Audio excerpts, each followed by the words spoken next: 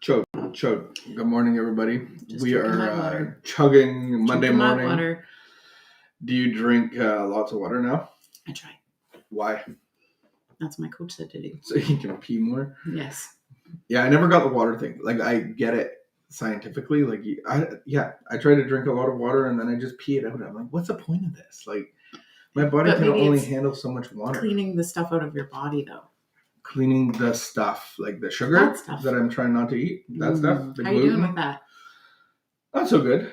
Not like. But it's still a goal. Zero sugar is still the goal. I don't think zero sugar is a goal. Oh. And because I hang out with you, you help me not to live in the black and white, but the gray area. So last night after dinner, we had a dinner after church, and then we came to Nana and Pa's. And then, like, I get The Lion, the Witch, and the Wardrobe, where that little boy is tempted by, what was it? What are those candies? They're like British candies. Turkish Delight. I get it, because I walked in the kitchen, Nana's kitchen, and she has this really ornate. It's glass platter with this, like, on a stand with a dome top and a beautiful holding handle, and underneath are 5 beautifully baked butter tarts. So I had one. No, you didn't. No, I had one, and then I had another one. Is that where you stopped? Yeah, that's where I stopped. 2 seems reasonable. 2 seems. Good morning, Megan. Good morning, Shannon.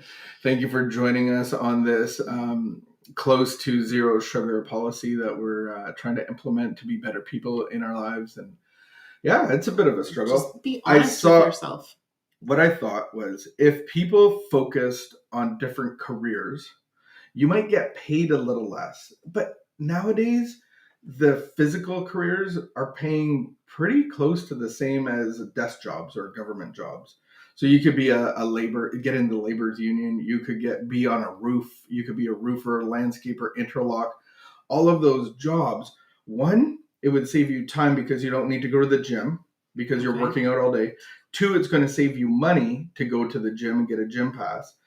And you don't have to worry so much of what you're going to eat because you're physically engaged all day. I saw on Saturday, I watched the garbage guy come, and the guy at the back is usually like going hard. He's taking barrels and buckets and he's chucking them in. The guy that I saw on Saturday, he was slightly overweight. And he looked like he was struggling, but I was applauding him in my heart, going, bro, you got this. That's an 8-hour day. And I think it's longer than that when it's a holiday. Oh my goodness. Those guys are working overtime. Like, it was morning when he hit us, and I could tell he had a bit of a struggle, but that's a way to get in shape. Quit your government job, desk job, and go work at a garbage truck or a roofing company. It's a good option because you might get a pay decrease, but it's going to pay off in other places. So it's all even. Thanks for sharing. Good idea? Sure. I was really skinny when I worked at Laura Secord, the ice cream shop. Ice cream and chocolate shop. Remember those days? I worked like 40 hours a week on my feet. But you had a scoop forearm. Just one. Just one scooping arm. Big muscle. Good days. All right. Thank you for joining us. We are going to get into our contemplative meditation. We're going to do a reading and then take that idea with us throughout the day. So go ahead, Vicky. It's your time to read. Turn time. Go. A brief study of some intangibles. What's an intangible? An intangible. It's less easy to describe. INT. Intangible. Less easy to like describe as like so in a black and white way. Options. Intangible means like if something's tangible, that means you can like actually touch it and hold it and feel it. And like, this is a cup. It's blue. It's a black and white thing. Yeah. Intangibles are the gray zone. Intangibles are a little more of a gray zone. Yeah, like sugar. Our attitudes are usually conveyed to other people by what we say and do, and how, if the attitudes really reflect what we feel. Gentle actions and soft, courteous words may only counterfeit our true feelings. We may even think we have overcome resentment, self-righteousness, and self-pity, but if they are still there inside of us, they will in some mysterious way emanate from us and deny what we try to convey by our play acting. How can he tell? Said a confused wife. I never raise my voice. I never argue. I try to do what he expects, and yet he's always challenging me. Today's reminder: merely to change my behavior and what I say and do does not prove a change of inward attitude. I am deceiving myself if I imagine I can completely disguise my real feelings. They will somehow come through and prolong the hostility in my family. I must root out entirely the troublesome emotions I've been trying to hide. There are more things in heaven and earth than are dreamt of in your philosophy. William Shakespeare. Say that one again. There are more things in heaven and earth than are dreamt of in your philosophy. It reminds me of we only have so much carpet to push things under. Yes. And then they leak Yes. out, they come out, yeah. Do you remember the first time? I remember the first time I became very aware. So I used to get so frustrated because we had this like repetitive behavior that would happen. So we'd have the same fights. Circle time. Going around in circles. Yeah, going around in circles. This is what I would So we say. had the money fight. And then we also had like the kind of like the attitude fight. So it would what would I say? What's wrong? And I'd say, did I say it like that? I'm like, what's wrong? Are you okay? What's going on? No, you typically said it a little more annoyed than that. And see, in my head, I came at you with a bouquet of flowers going, nothing. What's wrong? And I would are say, you okay? Here's some flowers. Because it doesn't seem like you are. And what would you respond with? Nothing. Why? Why are you asking? And nothing's wrong. Then it was downhill from there. Downhill. Because something is wrong. So downhill like a racing carpet. So the sun is going to bring out the properties of butter and of clay. It's going to harden clay and melt butter. So when you get a little bit of heat, it's going to show me what's really inside. So if I'm in a traffic jam and I'm like, like I just got to get to where I'm going, it shows me what's my attitude. And so I think I love what you say. That? No, I can't do it again. I love the coffee kicked in right there. And I like what you say, my insides need to match the outsides. And you are, and I'm not making fun of you, so do not take this in a negative light. You are an extra emotional being, which is beautiful because your poetry, like I remember when you were a younger person, you had diaries and you would just like be bleeding and super descriptive. And I gave them away to the homeless shelter, but that's another. I gave them to like this when you gave away. They were packed in clothing boxes of clothing that didn't fit me. And anymore. I gave you a timeline to get rid of like the 9 garbage bags, and I donated your diary. I didn't mean to. I donated your diaries.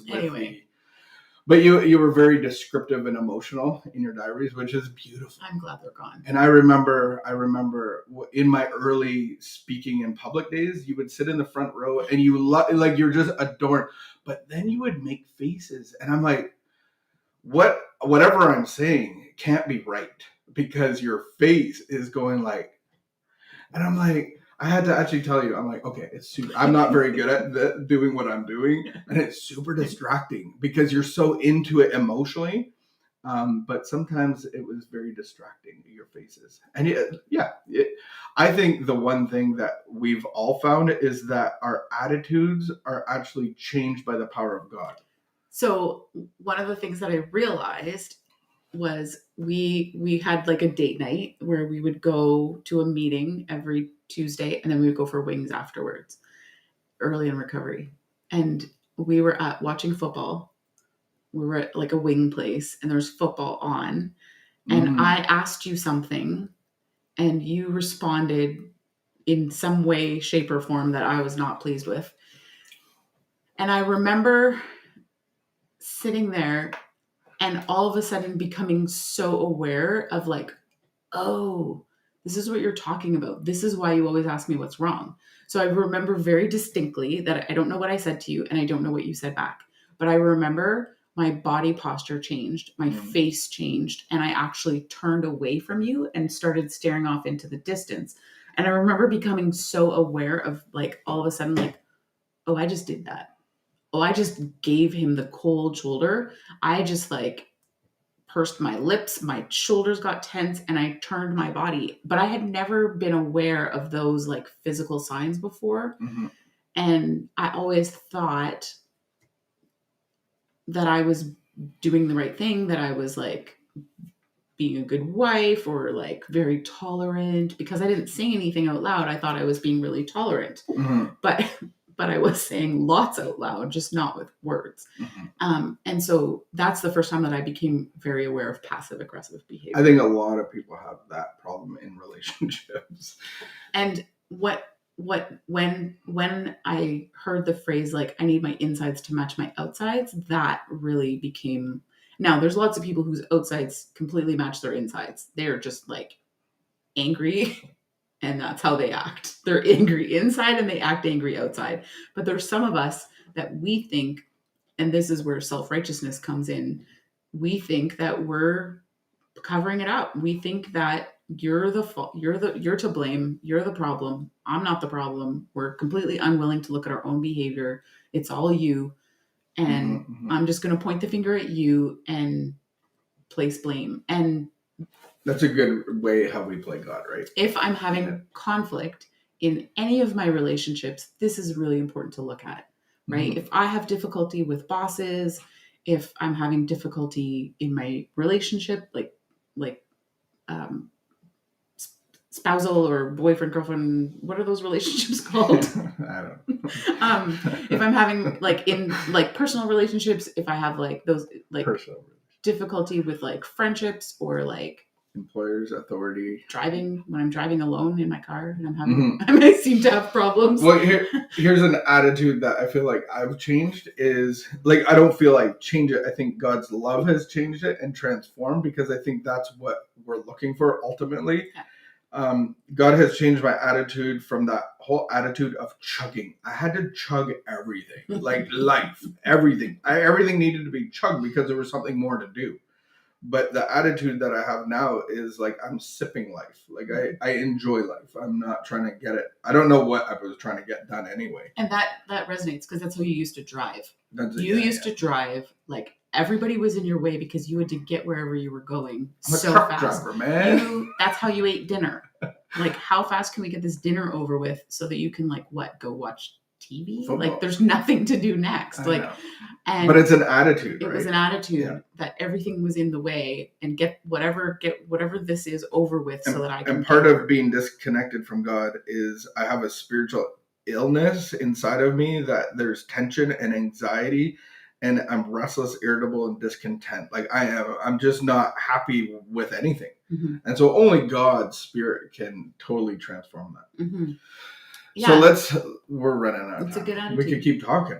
Hey guys, good morning. Billy, good morning. William from the Ham Town. No, what do they call that? Steel Town.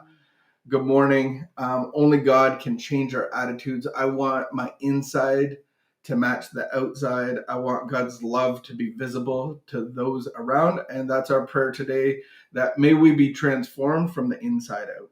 I think that's important. And the last thing that I'll say is, I'm not fooling anybody. You ain't fooling nobody. And when I to take a moment and say like, oh, are the people around me actually speaking truth? Like, maybe I should listen to what they're saying, bring it to God and ask him. And we just say right now, that is a position of humility. I don't think you would be a good poker player.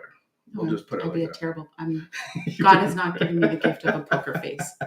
All right. Much love, everybody. Keep the peace. Be a good behavior. We'll see you tomorrow.